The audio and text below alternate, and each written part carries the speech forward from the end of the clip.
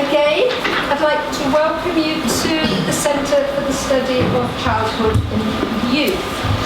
The centre was founded in 2002, so we're getting quite old as centres go.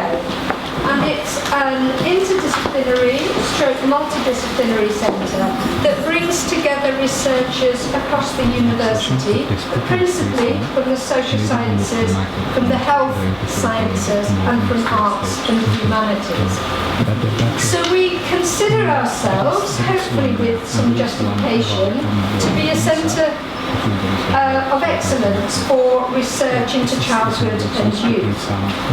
And we are very much focused as researchers on exploring the challenges and opportunities for children growing up in the 21st century. And we're very firmly convinced that in order to do this, we have to build upon multidisciplinary approaches. So CSCY has got a very strong commitment to fostering the next generation of researchers. And it is our aim to work with colleagues to break new theoretical, ethical and methodological ground. And that means we are really, really pleased to be associated with this 3-day workshop today, in which, assuming you're all here for the same reason, we're intending to explore childhood studies in the Global South. Now, if that doesn't sound familiar, you're in the wrong place. So this is a workshop funded by the British Academy as part of Afua's Rising Star Engagement Award. And Afua's going to tell you more about that award itself. But Afua works with the centre anyway, and for some years has been leading the centre's Global Childhoods group, which brings together researchers from a range of different perspectives, whose research methodologies and conceptual frameworks focus primarily on children in the Global South. So over the next 3 days, I think, we have a unique opportunity to push this work on and to stimulate discussion on children's childhoods in the Global South, and to begin to address conceptual and theoretical underpinnings to a more inclusive understanding of childhood studies. So welcome to Sheffield, welcome to the Centre for the Study of Childhood and Youth, and now Afua will fill you in on the project itself.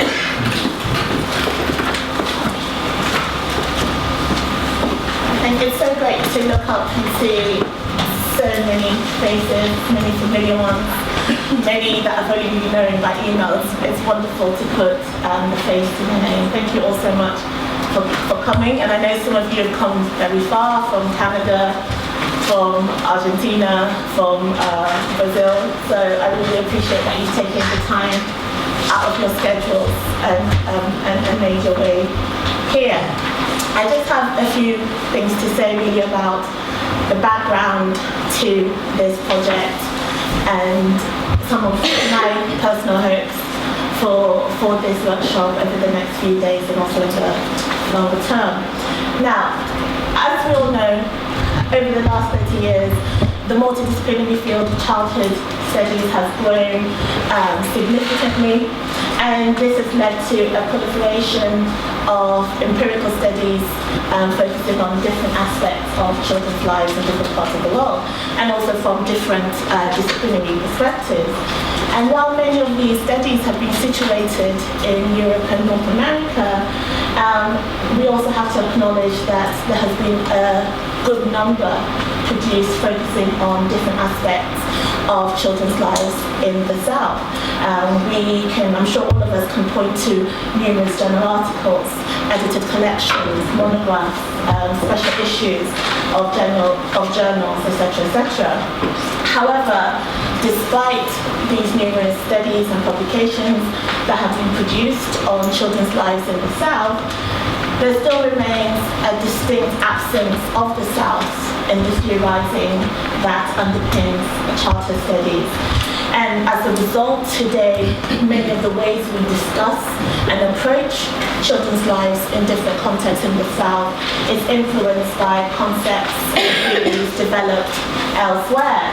And while some of these concepts and theories are useful in allowing researchers to gain insights into different aspects of children's everyday lives, we also need to explore the implications of some of these concepts for the way we discuss and understand childhood in the South. So for example, I'm just going to pick one that I have been thinking about over the last few years. So for example, the focus that many researchers adopt to childhood is very much framed by childhood as a social construction, which is one of the key tenets within childhood studies. And increasingly, I feel as though that this focus on childhood as a social construction has reached a point that we have become so focused on showing how childhoods are different from one context to another, especially between the North and the South, that we may be overlooking some of the similarities that exist between concepts in the North and the South, and as well as between different southern contexts. And these similarities may be because of social change influenced by local processes as well as more global processes. And I am of the view that focusing on the differences in childhood experiences and constructions has meant that there has been an overwhelming focus on children in difficult circumstances in the South and a neglect of the everyday experiences of those children whose lives are not characterized by lack, by poverty, by difficulty, however you want to define it. And so these are some of the questions I've been trying to grapple with, and it influences maybe my reason for wanting to explore this a bit further. I'm not trying to suggest that I'm the first person to ask such questions, and there are some people in this room who have been asking these questions for much longer than I have. But these are issues that I have been trying to tackle with over the last few years. And in fact, as part of the Centre for the Study of Childhood and Youth, we first tried to bring people together to discuss these issues back in 2009, when quite a few of us in this room came together to try and initiate a network and obtain funding for it. We weren't successful in obtaining the funding, but we did try to set up a virtual network online, which eventually became just a mailing list for the exchange of information, really. But that was really the first attempt for us to try and do this. And then in 2012, 3 years later, we organized a workshop exploring childhood studies in sub-Saharan Africa. And again, some of the speakers here today also attended that workshop, in particular Professor Michael Bodillion. So these are issues and questions that have been at the forefront of my mind for quite a few years. And they have been further sharpened or further honed, I suppose, by my encounters or interactions with PhD students and academics who are based in the South or who have more recently come from the South, especially in the countries that I work in sub-Saharan Africa. And in particular, these interactions have made me ask how useful concepts such as the social construction of childhood or children's agency, how useful are these concepts to academics who are based and who live and work in the South? To what extent do they seek to engage with these kind of concepts? And if they don't engage with them, then what concepts are they finding useful in the work that they engage in?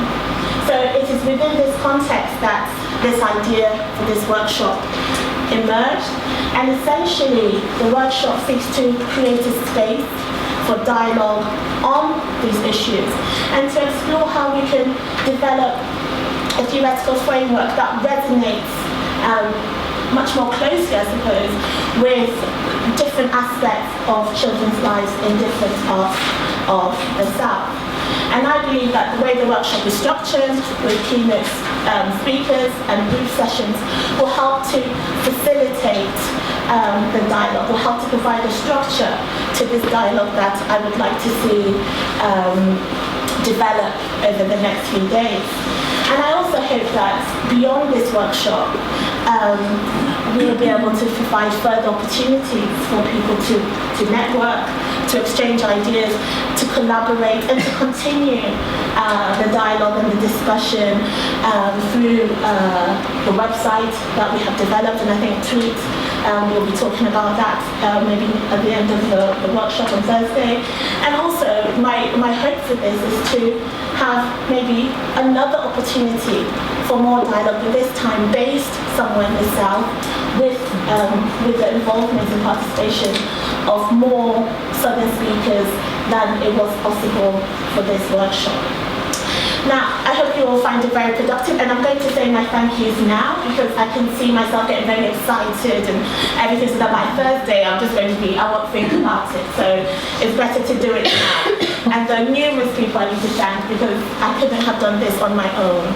And in particular, I'd like to thank Professor Penny Curtis, who you've just heard speak, who has been my mentor and advisor on so many different aspects of this project. There's so many things. I said, oh, Penny, I don't know how to do this. Or Penny, what do you think? I think every decision I made was probably done with her advice as well. So I really thank you very much, Penny. And of course, I have to thank Tweet. Many of you have been communicating with Tweet over the last few months. This would not have been possible.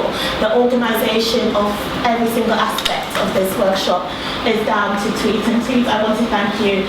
I don't know if I say it enough, so I do appreciate it. And of course, Dawn Lascelles, who's the administrator for the Centre for the Study of Childhood, who has helped Tweet and has been a kind of mentor to Tweet in the same way that Penny has been a mentor to me. And my own department is the Department of Sociological Studies, and they have also provided me support in the last few months. In particular, I'd like to thank Daniel Villalba Algas, who's our IT officer, and he's here right now. Thank you very much, Daniel. And Francis Humphreys, who's the finance officer, who has been very, very helpful. In addition, I'd like to thank Abdul Rahim Mohammed, who's one of my PhD students and has taken time out of his schedule to come and help us today. And also Asatu Gitawe, who's a master's student in the Department of Sociological Studies, who has also taken time, even though she has an essay due next week.